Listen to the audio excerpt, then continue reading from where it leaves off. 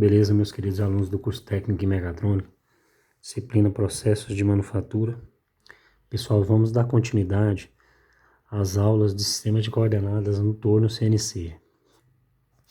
Então, para iniciarmos os programas, as programações nos tornos CNC, nós precisamos primeiro entender como é que funcionam os deslocamentos dessas ferramentas, como que a máquina vai fazer essa leitura.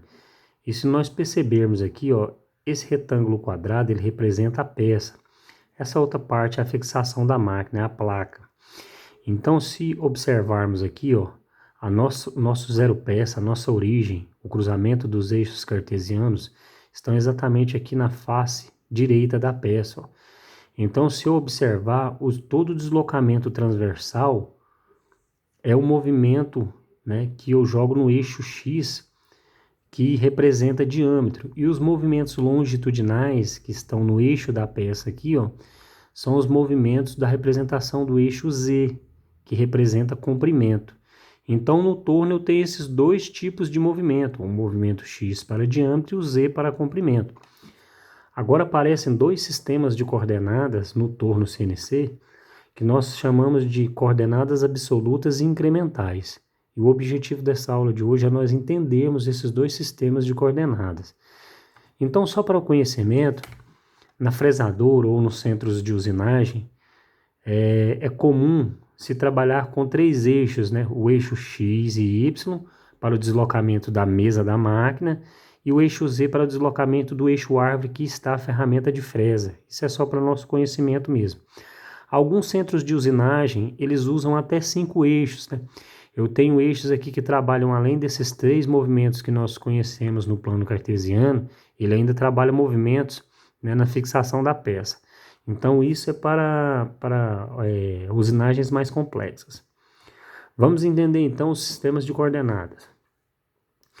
Então, nós já comentamos aqui, para o torneamento, todo o movimento da ponta da ferramenta é descrito pelo plano X e Z, em relação à origem pré-estabelecida, que nós chamamos de X0 e Z0. Sendo assim, é conveniente adotar o X sempre à medida do diâmetro. Na verdade, lá na programação tem como eu mudar para raio, isso aqui, o X, mas ninguém trabalha com raio em peça, todo mundo trabalha medindo o diâmetro, beleza? Então vamos para frente. Outro detalhe importante é o lado que você escolhe o quadrante, que na verdade isso não importa muito assim na leitura do desenho aqui não. O que é isso aqui? O quadrante de número 1, rodando no sentido anti-horário, são para as torres dianteiras. E o quadrante de número 1 aqui na parte direita, aqui de cima dos planos aqui, rodando no sentido anti-horário, é para a torre traseira. O que é torre traseira e o que é torre dianteira na máquina? Quando eu olho a máquina por cima, quando eu tenho uma visão na máquina por cima, se a torre trabalhar do lado de trás do eixo da máquina, nós chamamos de torre traseira. Se trabalhar do lado dianteiro, do nosso lado, onde a gente faz a programação, nós chamamos de torre dianteira. Quando nós formos fazer a simulação, nós vamos entender melhor isso aqui, beleza? Então, o quadrante onde eu estipulo aqui, o primeiro, segundo e terceiro quadrante, onde eu considero indo para mais e para menos, eu vou observar então qual que é o tipo de torre que o torno tem na hora de fazer a programação. Então vamos para frente. Sistemas de coordenada. Olha, durante a programação, normalmente a origem é pré-estabelecida no fundo da peça, no encosto das castanhas, igual mostra o desenho aqui do lado esquerdo, ou na face direita aqui, do lado de cá. Porém, pessoal, eu não gosto de estabelecer o zero peça deste lado aqui, porque a probabilidade de você errar um ponto ou um sinal e essa ferramenta vir de encontro aqui, buscando o zero peça, nessa face aqui, é muito maior a probabilidade de acidente, de colisão. Então, por isso que nós gostamos de adotar aqui na frente, do lado direito da peça aqui, o zero peça, certo? Beleza, nós já comentamos sobre isso. E agora nós vamos entender. Na verdade, agora o objetivo da aula é este, é os sistemas de coordenadas absolutas e o sistema de coordenadas incrementais.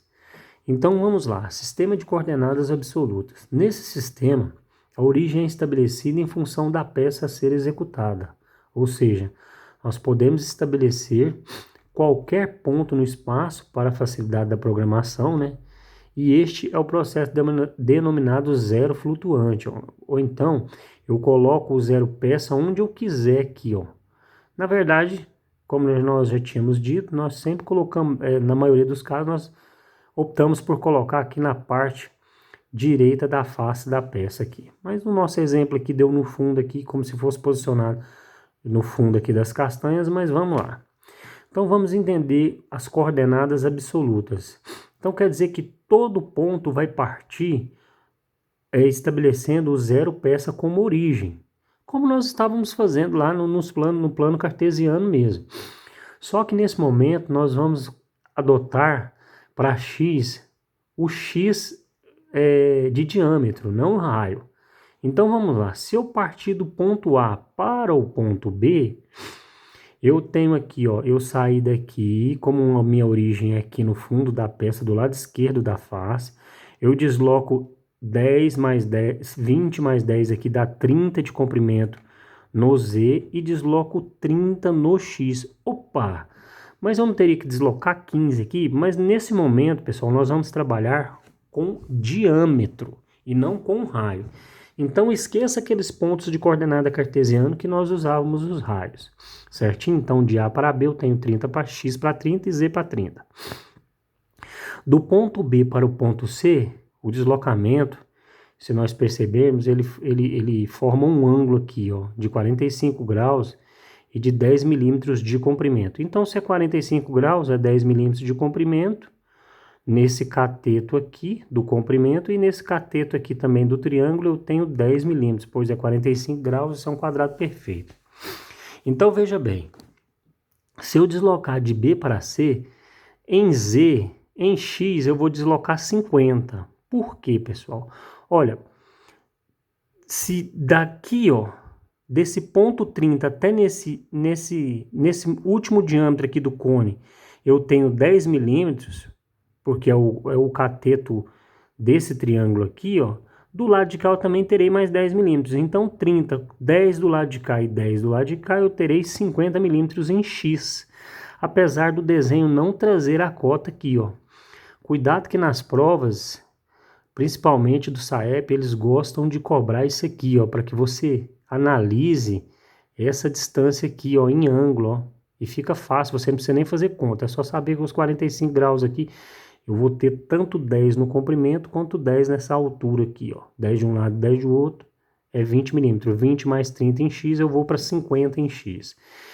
E por que que eu baixei aqui para 20 positivo? Olha, se eu sair da origem aqui e deslocar aqui para no ponto C, no alinhamento do ponto C para o eixo Z do comprimento, eu tenho então 20 milímetros, ó.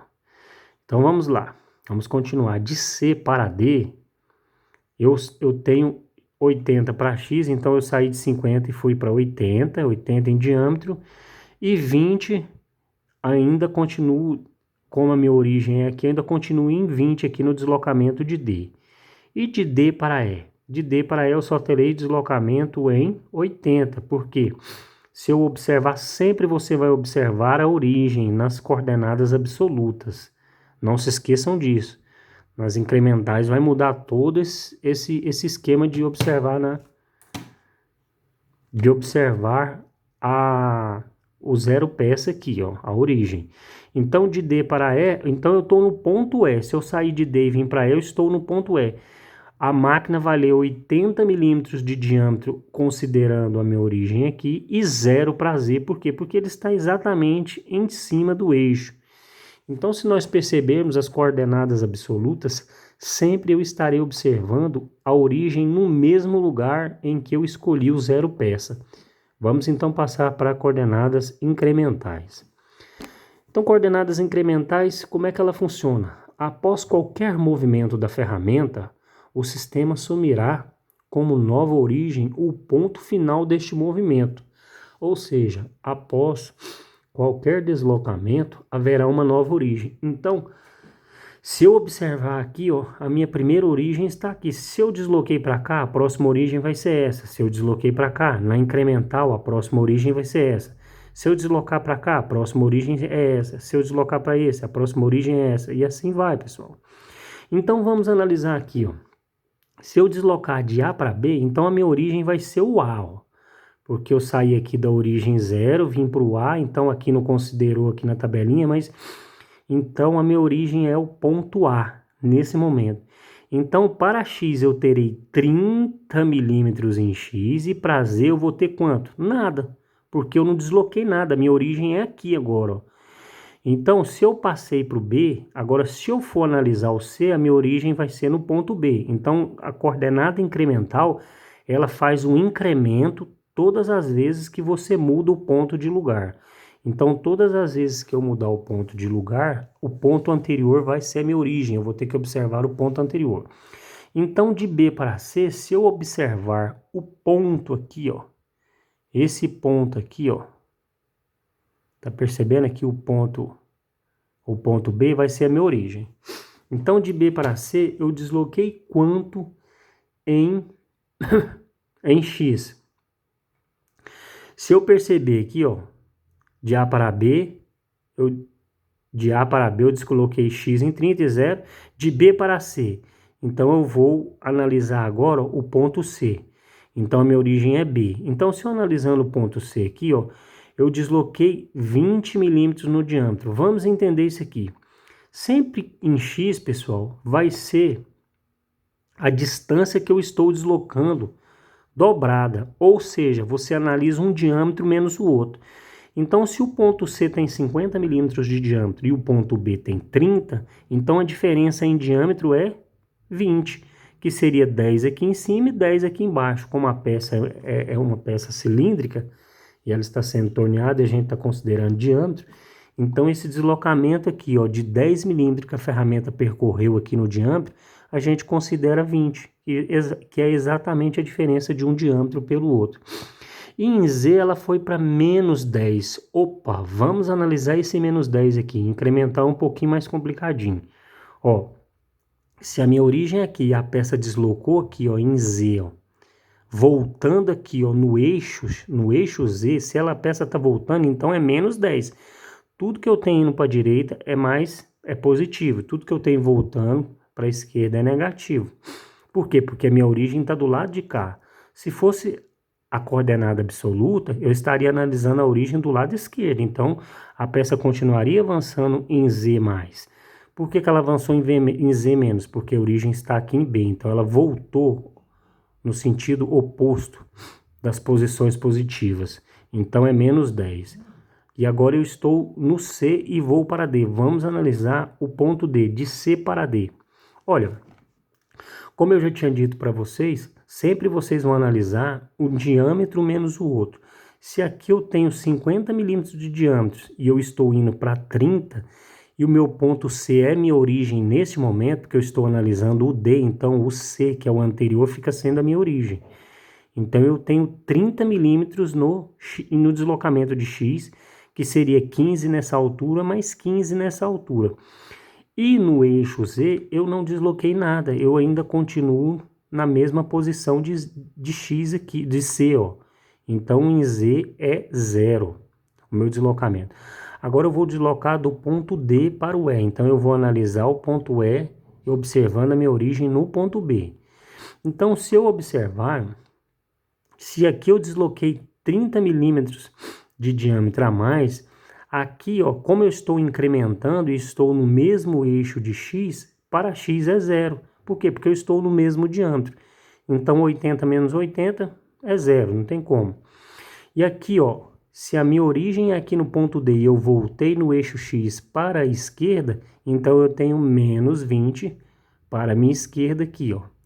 Então, tá aí, pessoal, coordenadas absolutas e incrementais. E nós vamos agora para os exercícios lá na sala de aula. Um abraço a todos e fiquem com Deus.